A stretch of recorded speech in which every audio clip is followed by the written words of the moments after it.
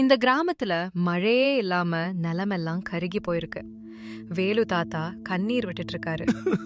அந்த நேரம் பார்த்து நம்ம குண்டுமணியும் சிட்டியும் வராங்க. எல்லாம் போச்சே, இனிமே எப்படி பொழைக்க போறோம்?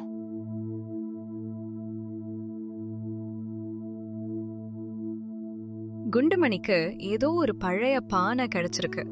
அத பார்த்துட்டு அவன் என்ன சொல்றான்னு பாப்போம். தாத்தா, கவலைப்படாதீங்க. இது பாட்டி கொடுத்த மாயப்பானை. இது திறந்தா மேகம் இறங்கி வரும். ஏய் குண்டுமணி, இது சாதா பானடா. தாத்தாவை சும்மா ஏமாத்தாத. இதுல எந்த மேஜிக்கும் இல்ல. தாத்தா, என் மேஜிக்க நம்புங்க. உங்க நிலம் இன்னைக்கு பச்சை பசேல்னு மாறும். தம்பி, என் கண்ணீருக்கு முன்னாடி இதெல்லாம் மந்திரமா தெரியலையே. எனக்கு தேவை மழையப்பா, தந்திரம் இல்ல. பானைக்குள் என்ன இருக்கிறது என்று யாருக்கும் தெரியாது. குண்டுமணி அதை கவனமாக திறக்கிறான். அந்த நொடி வானிலை திடீரென மாறுகிறது. 1 2 3. இதோ பார், மேஜிக். குண்டுமணி வேண்டாண்டா, ஏதோ விபரீதம் நடக்க போகுதுன்னு தோணுது. தம்பி, அந்த பானையிலிருந்து ஏதோ சத்தம் கேக்குதே.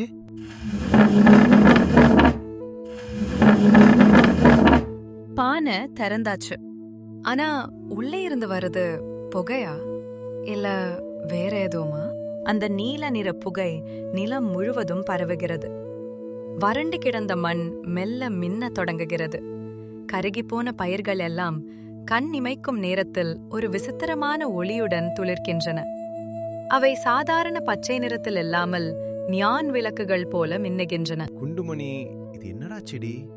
தக்காளி செடியெல்லாம் ஏன் இப்படி டிஸ்கோ லைட் மாதிரி மினுங்குது? சாமி, இது என்ன நடக்குது? செடிங்க எல்லாம் ஏன் இப்படி மின்னுது? இது நிஜமான பயிரா இல்ல மாயையா?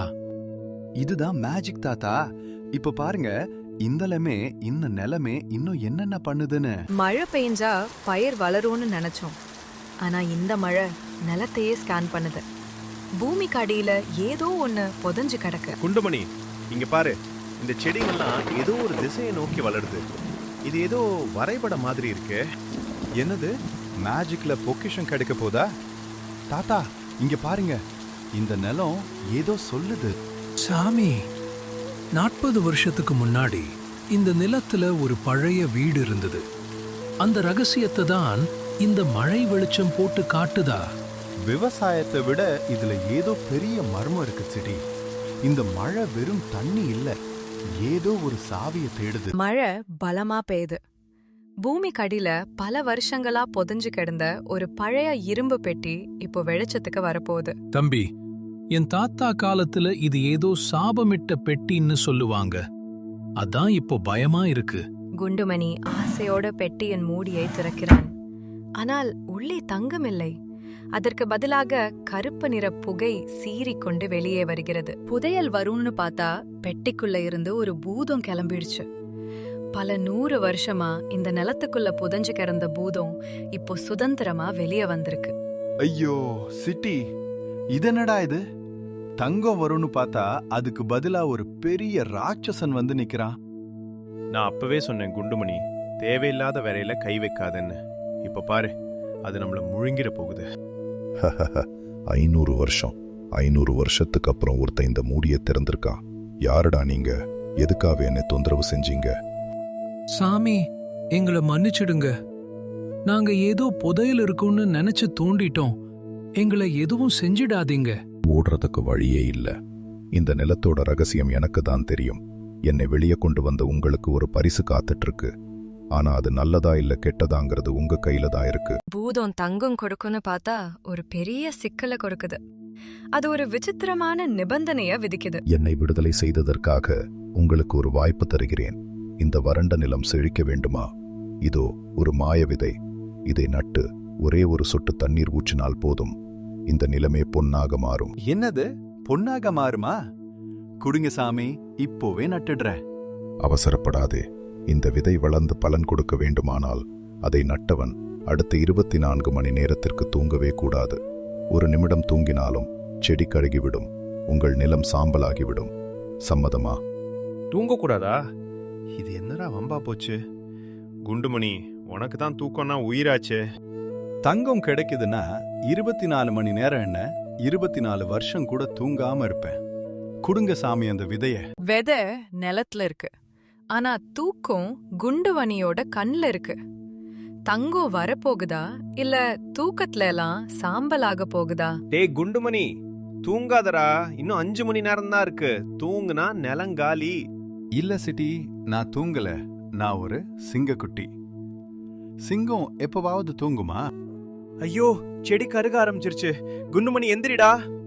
தாத்தா சீக்கிரம் வாங்க, குண்டுமணி தூங்கிட்டான். ஐயோ, தூங்கல தூங்கல. சிட்டி, எனக்கு ஒரு ஐடியா. என் கண்ணுல ஒரு டேப் போட்டு ஒட்டிடு, அப்போதான் நான் தூங்க மாட்டேன். நேரம் ஆக ஆக தூக்கம் மாதிரி வருது. ஆனா குண்டுமணி விடாப்படியா இருக்கான். தங்கம் மேல இருக்கிற ஆசை தூக்கத்தை விட பெருசா. காரம் கண்ணை பிதுக்குது, ஆனா தூக்கம் கண்ணை சொருகுது. ஹீ ஹீ, காரமா இருக்கு சிட்டி. ஆனா தூக்கம் வரல. இன்னும் 2 மணி நேரம்தான். சூரியன் வந்துட்டா நான் தான் இந்த ஊருக்கே மகா கோடீஸ்வரன். டேய் குண்டுமணி, அந்த பக்கம் பாரு. அந்த பூதம் சொன்ன மாதிரி ஏதோ ஒரு நிழல் உருவம் நம்ம செடியை நோக்கி வருதுடா. யார்டா அது? என் தங்க செடி மேல கை வச்சா அவ்வளோதான். சிட்டி, மண்வெட்டியை எடுடா. அட்டாக்! தம்பி, அது யாரோ நம்ம செடிய கெடுக்க வர்றாங்கன்னு நினைக்கிறேன். அவங்க அந்த செடி மேல சாதாரண தண்ணிய ஊத்திட்டா மாயாஜாலம் வேலை செய்யாம போயிடலாம். வறட்சியால் செத்து போன பூமி இப்போ உயிர் பெற போகுது. குண்டுமணியோட போராட்டமும் தாத்தாவோட நம்பிக்கையும் ஒரு பெரிய மிராக்கலை உருவாக்குது. தம்பி குண்டுமணி, பாருப்பா, இது சாதாரண நெல் இல்ல, இது இந்திர நீல நெல்லு. ஒரு காலத்துல இந்த மண்ணுல இதுதான் விளைஞ்சதா என் பாட்டன் சொல்லியிருக்கான். இன்னைக்கு அது திரும்ப வந்துடுச்சுப்பா. தாத்தா, நீங்க சொன்ன மாதிரியே நிலம் செழிச்சிடுச்சு. பாருங்க, நிலம் முழுக்க நீல கலர்ல மின்னுகுது. இது தங்கத்தை விட அழகா இருக்கு தாத்தா. தாத்தா, குண்டுமணி அழுதுகிட்டே போராடினதுக்கு ஒரு நல்ல பலன் கிடைச்சிருச்சு. இனி நம்ம ஊர்ல யாருமே பசியோட இருக்க மாட்டாங்க. மண்ணு மேல நீ வச்ச பாசம்தான் இந்த நீல பயிரை வர வச்சிருக்கு. உழைச்சா இந்த மண்ணு தங்கம் மட்டும் இல்ல, வைரத்தையே கொடுக்கும்னு இன்னைக்கு புரிஞ்சுக்கிட்டேன். நீல பயிர் வந்தாச்சு, ஆனா பூதம் இப்போ எதுக்கு வருது? ஒருவேளை குண்டுமணி அழுதுகிட்டே போராடினது அதுக்கு பிடிக்கலையோ? குண்டுமணி, 500 வருஷ தூக்கத்துல எத்தனையோ பேராசைக்காரங்களை பார்த்திருக்க. ஆனா நிலத்துக்காகவும் தன் தாத்தாவோட மானத்துக்காகவும் காரத்தை சாப்பிட்டு அழுதுகிட்டே போராடின ஒரு ஆளை இப்பதான் பார்க்கறேன். ஐயோ சாமி, ஏன் இப்படி பண்றீங்க? நான் ஏதாவது தப்பு பண்ணிட்டேனா? இல்லை எஜமானே, உன் உழைப்புக்கும் அந்த தூய்மையான கண்ணீருக்கும் முன்னாடி என் மாயாஜாலம் தோற்றுவிட்டது. இனி நான் உனக்கு கட்டுப்பட்டவன். நீ எப்போது இந்த பெட்டியை தட்டினாலும் உனக்கு உதவி செய்ய உன் அடிமையாக நான் வருவேன். பார்த்தியா குண்டுமணி, உன் விடாமுயற்சி ஒரு பூதத்தையே உனக்கு நண்பனாக்கிடுச்சு. டேய் குண்டுமணி, சான்ஸே இல்லடா. பூதமே உனக்கு அடிமை ஆயிடுச்சு.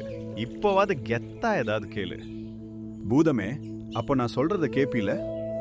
முதல்ல என் நாக்குல இருக்கிற இந்த காரத்தை போக்கிட்டு எனக்கும் தாத்தாவுக்கும் ஒரு ஜில்லுன்னு சர்பத் கொடு. உத்தரவு எஜமானே. டேய் குண்டுமணி, எல்லாம் சரி, ஆனா எனக்கு ஒன்னு சொல்லுடா.